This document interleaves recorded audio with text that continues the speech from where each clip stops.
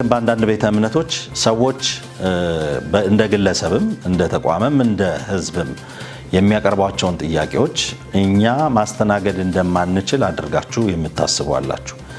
እኛ እናስተናግዳለን። ምክንያቱም ይሄ ጥያቄ የግብረ ሰዶማዊነት ጉዳይ የአንድ ቤተ እምነት ጉዳይ አይደለም። Special advisor on religious matters to Trump. I know we met in India. And what I have in heart, look at it here on ground.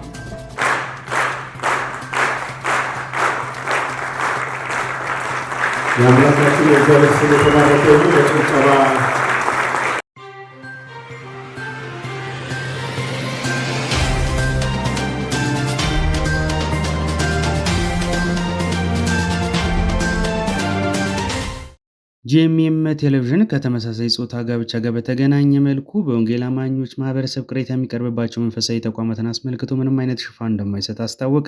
ህይወቴ በከባድ አደጋ ላይ ነው። ከእንግዲህ አይኖቼን ጨፍኜ አልተኛም። ከዚህ በፊት ጥቃት ደርሶብኛል፣ ግን አምልጫለሁ። የዘር ማጥፋት ዘመቻ ያጋለጡት ፓስተር የሞት ዛቻ እየደረሰባቸው መሆኑን መናገራቸውን በዛሬው መረጃ ሰዓታችን ነግራችኋለን። ሰላም ለእናንተ የሆኑ የክርስቲያን ዜና አድማጭ ተመልካቾቻችን፣ በዛሬው መሰናዷችን የተመረጡ አጫጭር መረጃዎችን ነግራችኋለን። እስከ ፍጻሜ በመቆየት ምርጫችሁ እንድንሆን ጋብዛለን። ለቻናላችን አዳዲስ ከሆናችሁ ሰብስክራይብ በማድረግ ቤተሰብ እንድትሆኑ ግብዣችን ነው።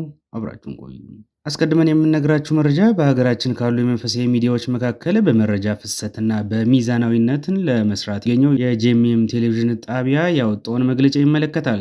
ቴሌቪዥን ጣቢያው ከተመሳሳይ ጾታ ጋብቻ ጋር በተገናኘ መልኩ በወንጌላውያን አማኝ ማህበረሰብ ቅሬታ የሚቀርብባቸው መንፈሳዊ ተቋማት አስመልክቶ ምንም አይነት ሽፋን አልሰጥም ማለቱን ተመልክተናል። ከቅርብ ጊዜ ወዲህ የወንጌላውያን አማኞችና መሪዎች ዘንድ ውዝግብን እያስነሳና እየተፈታተነ ያለው የተመሳሳይ ጾታ ጋብቻን የሚቀበሉ የምዕራባውያን ቤተክርስቲያንና ሀገር ውስጥ የሚገኙ ቤተክርስቲያን ጥምረትን አስመልክቶ በውዝግብ እየታመሰ ያለው ሳምንታትን ማሳለፋችን አይዘነጋም። ከጉዳዩ ጋር ተያይዞ የቴሌቪዥን ጣቢያው የራሱን መግለጫ ያወጣ ሲሆን ሚዲያው በሚነሱ የተለያዩ ጥያቄዎችና ቅሬታዎች የሚዲያ ሕግና ፖሊሲን በጠበቀ መልክ እየሰራ መሆኑን አንስቷል።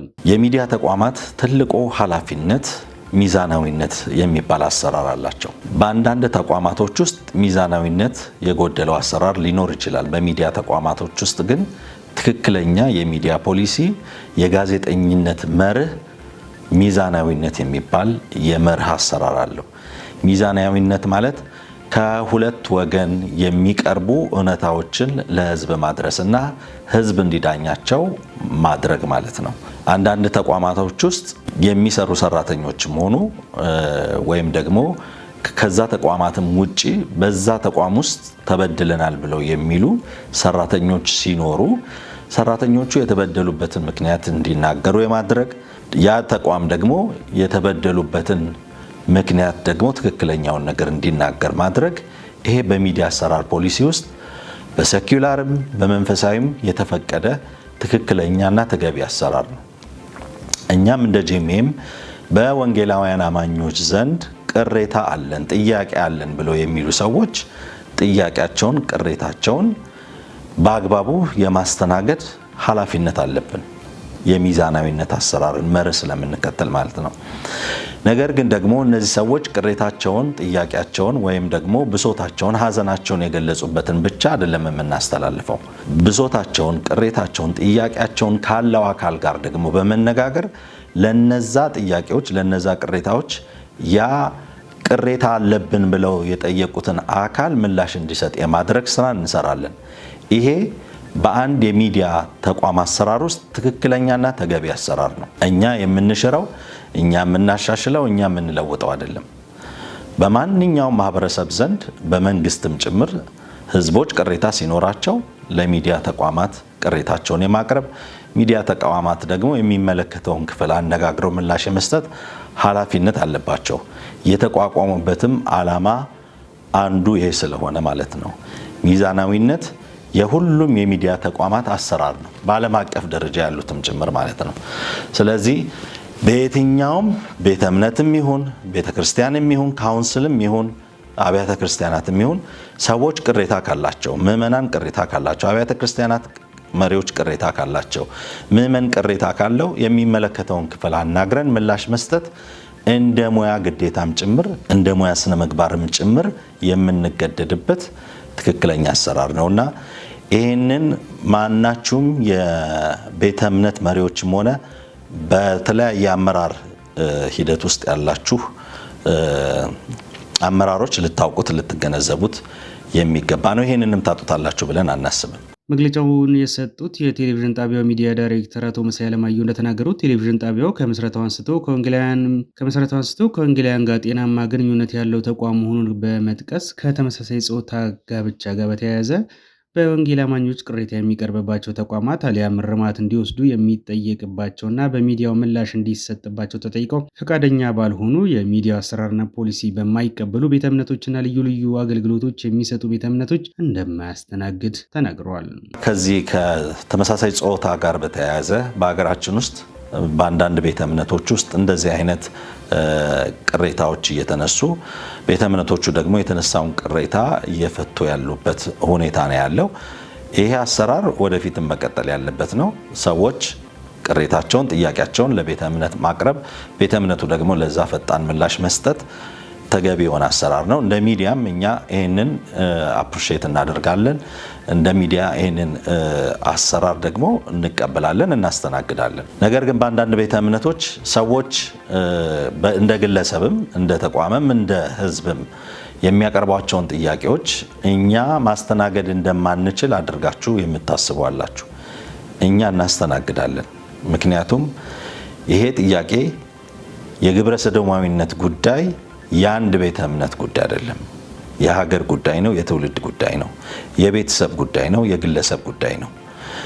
በሀገር አቀፍ ደረጃ እየመጣ ያለ ትልቅ ቀውስ ነው። ስለዚህ ያንን በመፍታት ረገድ፣ ያንን በማስቆም ረገድ፣ ያንን በመለወጥ ረገድ የሚዲያ ሚና ከፍተኛ ነው።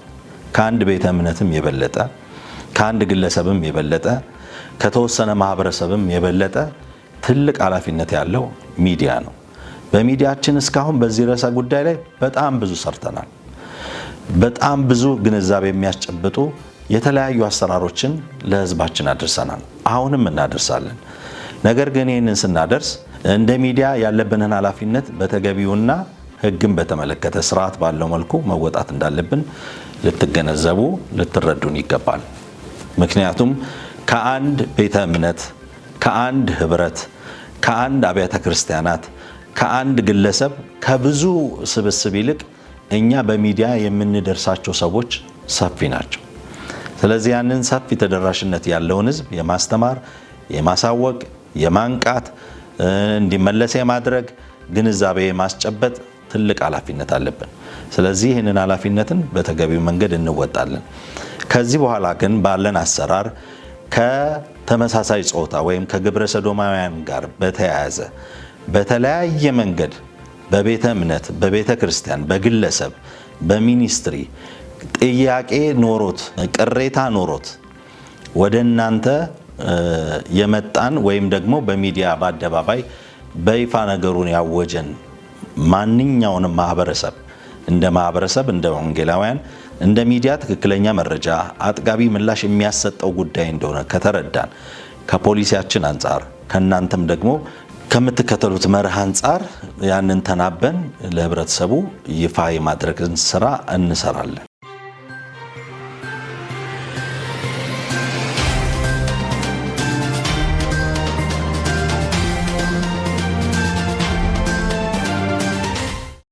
በሌላ መረጃችን 3 አስርት ዓመታት ወንጌልን በአፍ መፍቻ ቋንቋቸው ለማድረስ የመጽሐፍ ቅዱስ ትርጉም ስራን የሰራው ተቋም ጉዞን እንመለከታለን። The Word for the World ኢትዮጵያ ባለፉት 30 ዓመታት በሀገራችን ኢትዮጵያ በ30 ቋንቋዎች መጽሐፍ ቅዱስ በመተርጎም ለተናጋሪዎች የምስራቹን ወንጌል ማድረሱ ተሰምቷል። ተቋሙ የተመሰረተበትን 30ኛ ዓመት ክብረ በዓልና የመሪዎች ሽግግር የአብያተ ክርስቲያናት መሪዎችና ጥሪ የተደረገላቸው እንግዶች በተገኙበት በድምቀት አክብሯል። በመርሃ ግብሩ ላይ መክፈቻ ንግግር ያደረጉት የኢትዮጵያ ወንጌል አማኞች አብያተ ክርስቲያናት ካውንስል ጽሕፈት ቤት ኃላፊ ዶክተር መጋቢ መጋቢ ጌትነት ለማ ሁሉም ሰዎች በራሳቸው ቋንቋ የምስራቹን እንዲሰሙ እያበረከቱ ላለው ስራ አመስግነው ካውንስሉ ከቀድሞ አመራሮች ጋር በጋራ እንደሰራ ሁሉ አሁንም ካሉ አመራሮች ጋር ግንኙነቱን አጠናክሮ እንደሚሰራ ተናግረዋል። የቃለ ሕይወት ቤተክርስቲያን ከተቋሙ ምስረታ ጀምሮ በአንድነት መቆሟን አንስተው በቀጣይም ግንኙነታችን አጠናክረው ላልደረሱት ማህበረሰቦች በቋንቋቸው ወንጌል እንዲደርሳቸው አብረው እንደሚሰሩ የተናገሩት ደግሞ የኢትዮጵያ ቃለ ሕይወት ቤተክርስቲያን ዋና ጸሐፊ ዶክተር ስምዖን ሙላቱ ናቸው።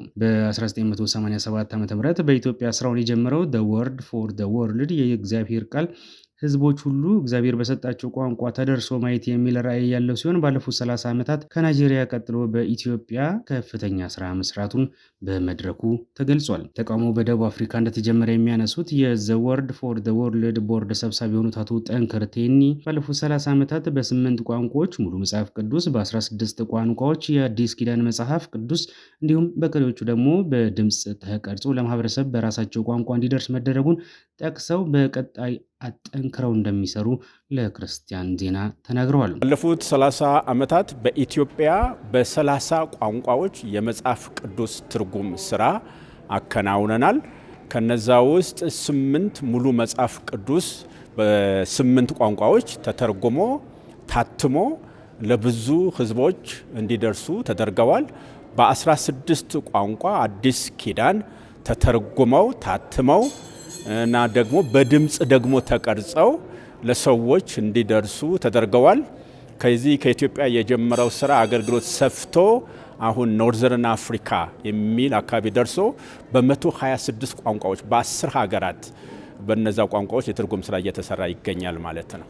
The Word for the Worldን በቀጣይ ለመምራት ኃላፊነት የተቀበሉትና አዲሱ ብሔራዊ ዳይሬክተር አቶ ተሰማ ፎርሲዶ በበኩላቸው እስካሁን በተለያየ መንገድ ያገለገሉትን አመስግነው እስካሁን የመጣውን ስራ በተጠናከረ መልክ ለማከናወን እንዳቀዱ በማንሳት እግዚአብሔርን ቃል ለሁሉም በቋንቋቸው እንዲደርስ እንደሚሰሩ ተናግረዋል። ትልቁ ነገር እስካሁን እየተሰራ ያለው ስራ ምንም ሳይጨነግፍ ሳይደክም በተሻለ መንገድ እንዲቀጥል እና በትጋት መስራት ነው። ኃላፊነቱን ዛሬ ያስረከበልኝ ውድ ወንድሜ በጣም የሚወደው በመንፈስም በስራም ባልደረባይ በመንፈስም ወንድሜ ይሰራ ከነበረው በተሻለ መንገድ በበለጠ መንገድ እንግዲህ የሱን ሞዴል በመከተል የእግዚአብሔር ቃል ለሌላቸው ላልተረጎመላቸው ሰዎች በእጃቸው እንዲገባና የህይወት ለውጥ እንዲያገኙ ያን ስራ በተጠናከረ መንገድ እንዲከናወን የሚፈለግብኝን እግዚአብሔር በረዳኝ ጸጋና እግዚአብሔር በሰጠኝ ራዕይ የሚፈለግብኝ ከኔ የሚጠበቅብኝን አገልግሎት አስቀጥላለሁ እና ቤተክርስቲያን ደግሞ የተተረጎመላትን መጽሐፍ ቅዱስ ተጠቅማ ምእመናኖቿን እንድታስተምር የሰዎች ህይወት ሁለንተናዊ ህይወት እንዲቀየር መንፈሳዊ ህይወታቸው ማህበራዊ ህይወታቸው በቁሳዊ ነገራቸው ሰዎች የተለወጠ ህይወት እንዲኖሩ ከሚመለከታቸው ከባለድርሻ አካላት በአገር ውስጥም ከአገር ውጭም ካሉት በቤተክርስቲያንም ካሉት የነገር ከሚመለከታቸው ሁሉ ጋር እጅ ለእጅ ተያይዘን ተበረታተን እግዚአብሔር በሰጠን ጸጋ አገልግሎቱን ወደፊት እናስቀጥላለን። The Word for the World ስራ ባለፉት 30 ዓመታት ከመጽሐፍ ቅዱስ የትርጉም ስራ ባሻገር ከ100 በላይ አጥቢያ ቤተክርስቲያን የተተከሉ ሲሆን ከ250 በላይ ሰዎች በትርጉም ስራ በዲፕሎማና በዲግሪ መመረቃቸው በመድረኩ ተጠቅሷል። በነበረው መርሃ ግብር የኢትዮጵያ ወንጌላውያን ቤተክርስቲያናት ህብረት ፕሬዝዳንት ፓስተር ጻዲቁ አብዶ የእግዚአብሔርን ቃል በማካፈል ዘማሪ ዮሴፍ በዝማሬ ያገለገሉ ሲሆን በስራ ውስጥ ከፍተኛ አስተዋጽኦ ያበረከቱ አካላትና የተቋሙ አጋሮች እውቅና የተሰጣቸው ሲሆን የተቋሙ ያለፉት 30 ዓመታት ጉዞ የሚያሳይ ዘጋቢ ፊልምና የፎቶ ኤግዚቢሽንም ቀርቧል።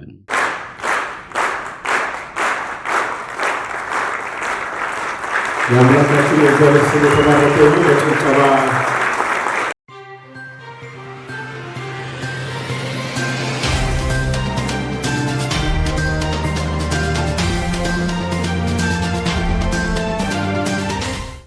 በመጨረሻም የምንነግራችሁ ከናይጄሪያ የሰማነውን መረጃ ነው። መረጃውም በክርስቲያኖች ላይ የሚደርሰውን የዘር ማጥፋት ዘመቻ ያጋለጡት ፓስተር የሞት ዛቻ እየደረሰባቸው መሆኑን መናገራቸውን ነው። ሕይወቴ በከባድ አደጋ ላይ ነው። ከእንግዲህ አይኖቼን ጨፍኜ አልተኛም። ከዚህ በፊት ጥቃት ደርሶብኛል፣ ግን አምልጫለሁ ሲሉ በባርኪን ላዲ በሚገኝ ፕሉቶ ግዛት የሚገኙ ፓስተር ሕዝቅኤል ዳቸውም ለጋዜጠኞች ተናግረዋል። እኚህ ናይጄሪያዊ አገልጋይ በክርስቲያኖች ላይ ስለሚሰነዘረው የአክራሪዎች ጥቃት ከተናገሩና ከዘር ማጥፋት ጥበቃ እንዲደረግላቸው ከጠየቁ በኋላ በአሁኑ ጊዜ የሞት ዛቻ እየደረሰባቸው መሆኑን ተናግረዋል። ከአንድ ሳምንት ገደማ በፊት በጥቅምት 15 የተቀረጸ ቪዲዮ ዳቸውም ቢያንስ 12 የተገደሉ የቤተክርስቲያን አባላት አስክሬን በጅምላ መቃብር ውስጥ ቆሞ ያሳያል። እነዚህም በራቻስ መንደር ሂንፓንግ አውራጃና በፋን ዲስትሪክት ራውራ መንደር በተጠረጠሩ አክራሪ የፉላኒ እስረኞች ተገለዋል ሲል ክርስቲያን ፖስት ዘግቧል። ዳቸውም በሀገሪቱ ያለውን ክርስቲያኖችን ያነጣጠረ ጥቃትን የናይጄሪያ መንግስት መካዱን ይተቻሉ። የናይጄሪያ መንግስት በናይጄሪያ ክርስቲያኖች ላይ የዘር ማጥፋት ወንጀል እንደሌለ ይክዳሉ።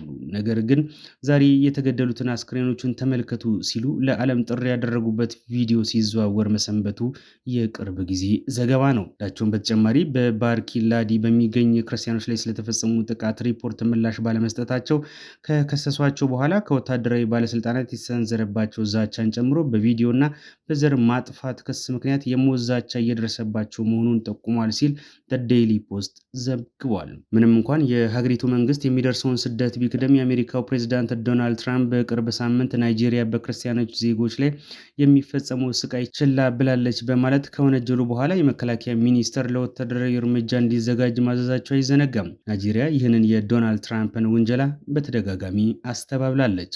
ትራምፕ በማህበራዊ ሚዲያ ገጻቸው ላይ በሀገሪቱ የሚገኙ ክርስቲያኖች ላይ የጅምላ ግድያ ይፈጸማል ሲሉ ጽፈው የሀገሪቱ መንግስት በፍጥነት እርምጃው የማይወስድ ከሆነ ለናይጄሪያ የሚሰጠውን እርዳታና ድጋፍ ወዲያውኑ እናቆማለን ሲሉ ዝተዋል። ትራምፕ እንደሚሉት በእርግጥ በናይጄሪያ ክርስቲያኖች ጥቃት እየደረሰባቸው ነው ወይ የሚለው የቢቢሲ ዘገባ እንኳን ቦኮ ሃራም የተባለው ቡድን በመጥቀስ ከ2009 ጀምሮ ከ100 ሺህ በላይ ሰዎችን ገለዋል፣ 18 ሺህ ቤተክርስቲያኖችን አቃጥለዋል ብለዋል። በማህበራዊ ሚዲያም ተመሳሳይ ቁጥር በስፋት ሲሽከረከር ነበርም ይላል። በአቡጃ የሚገኘው መንግስት ግን ይህን መረጃ ከእውነት ጋር የሚጣረስ ሲል ውድቅ አድርጎታል። የናይጄሪያ መንግስት ከፍተኛ ሞት ያስከተሉት ጥቃቶች ስለመፈጸማቸው ማስተባበያ አልሰጠም። ነገር ግን የሀገሪቱ ባለስልጣናት የሽብርተኞች ጥቃት ገዳይ የሆነው ርዕዮተ ዓለማቸውን የማይቀበሉ ላይ ሁሉ የሚፈጸም ነው፣ ሙስሊሞች፣ ክርስቲያኖችና ሌሎች እምነት የሚከተሉ ላይ ሁሉ ይላሉ።